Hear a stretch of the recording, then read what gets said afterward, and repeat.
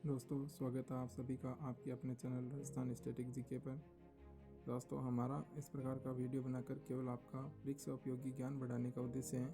इन video के निर्माण के समय पूरे तथ्यों का ध्यान में रखा गया है, फिर भी यदि कोई मिस्टेक हो तो हम क्षमा प्रार्थी हैं। आज हम लोक देवता बाबूजी महाराज पर चर्चा करेंगे। बाबूजी महाराज 5 पीरों में से एक व गौ रक्षक तथा प्लेग निवारक देवता के रूप में पूजे जाते हैं। बाबूजी राठौड़ का जन्म विक्रम संवत 1296 तथा ईस्वी संवत 1239 ईस्वी में हुआ था।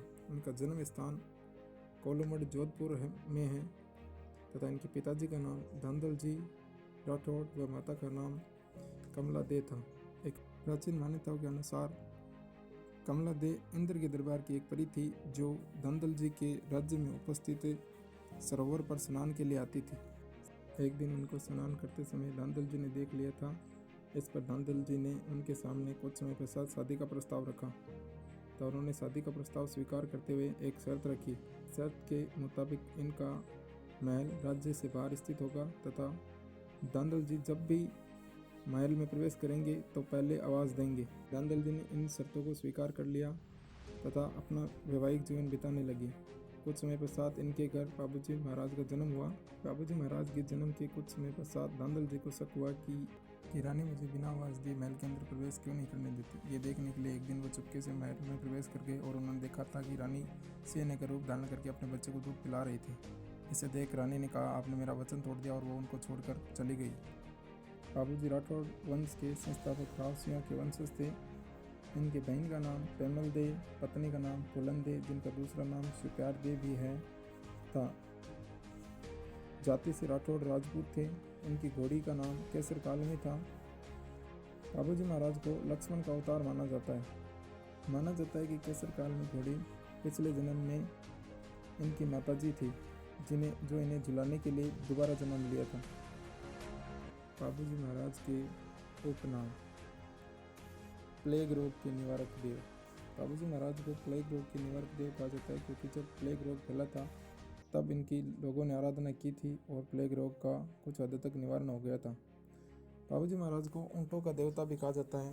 इन्हीं को राजस्थान में सर्वप्रथम ऊँट लाने का श्रेय दिया जाता है।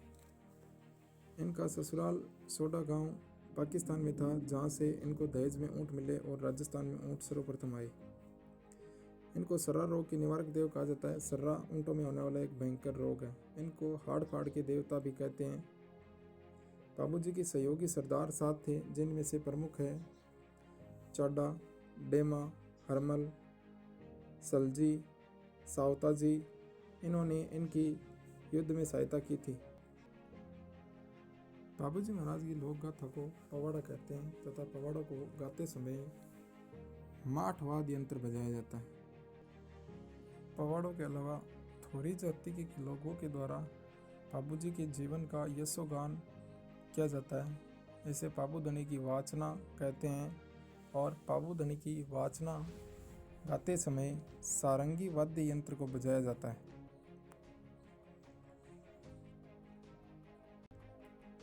बाबूजी की फड़ शाहपुरा शैली में कपड़े पर चित्रित होती है। सामान्यतः सभी लोक देवताओं की फड़ शाहपुरा शैली में ही कपड़े पर चित्रित होती है, परंतु बाबूजी की फड़ सभी लोक देवताओं में सबसे लोकप्रिय व सबसे चौड़ी फड़ है। ये बिंदु परीक्षा की दृष्टि से अति महत्वपूर्ण है।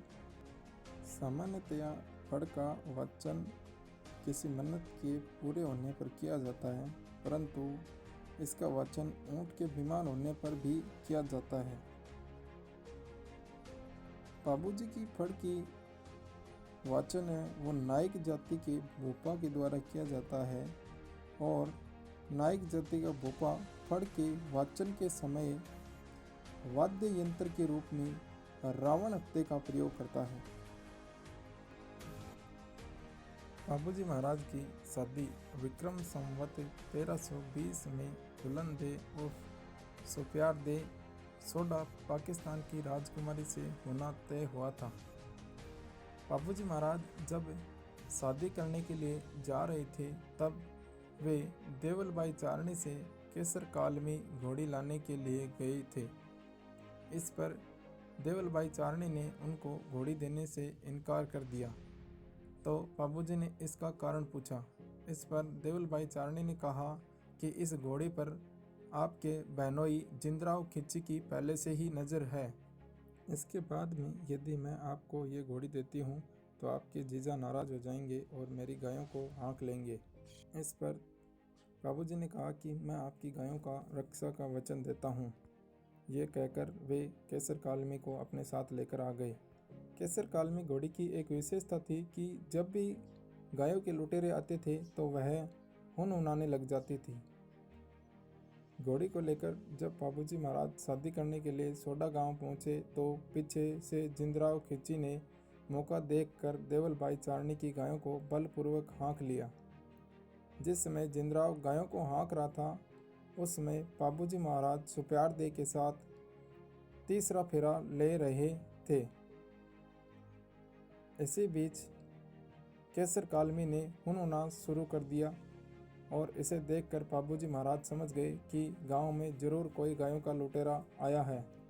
तो बाबूजी महाराज चौथे फेरे को बीच में ही छोड़कर देवल भाई को दिए वचन को पूरा करने के लिए कोलूमंड की ओर रवाना हो गए और यहाँ पहुंचकर इनको पता चला कि इनके जीजा ने देवल भाई की गायें हाँक ली है।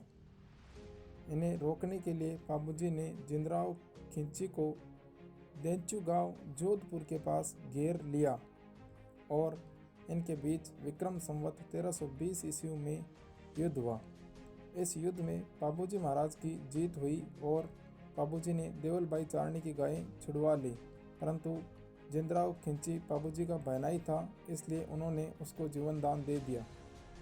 परंतु जब बाबूजी महाराज वहाँ से वापस आ रहे थे उसी समय कायर जिंदराव ने पास पड़ी तलवार को उठाकर पीछे से बाबूजी महाराज की गर्दन पर वार कर दिया। इससे बाबूजी महाराज वीर गति को प्राप्त हुए। बाबूजी महाराज के इतिहास की जानकारी ओसिया मोड़ जी द्वारा रचित बाबू प्रकाश ग्रंथ, मैया बिट्ठू जी द्वारा रचित बाबूजीरा छंद, लगराज जी द्वारा रचित बाबूजीरा दोहा नामक ग्रंथों में मिलती है। बाबूजी महाराज के प्रमुख मेलों की बात की जाए तो सबसे प्रमुख मेला कोलूमंड जोधपुर में बढ़ता है जो कि चैत्र मास की अमावस्या को बढ़ता है। दूसरा मेला आहाड़ मेला उदयपुर में बढ़ता है, वो भी चैत्र मास की अमावस्या को ही बढ़ता है। बाबूजी की याद में किया जाने वाला नृत्य थाली नृत्य कहलाता है। ये नृत्य थाली की कोर पर किया जाता है। बाबूजी महाराज के पहचान चिन्हों में बात की जाए तो वे अश्वरोही होंगे तथा इनकी पाग बाईं ओर हल्की झुकी होगी तथा इनके हाथ में भाला होगा। इसी प्रकार की वीडियो पाने के लिए दोस्तों प्लीज़ चैनल को लाइक एंड सब्सक्राइब जरूर करें। वीडियो देखने के लिए धन्यवाद।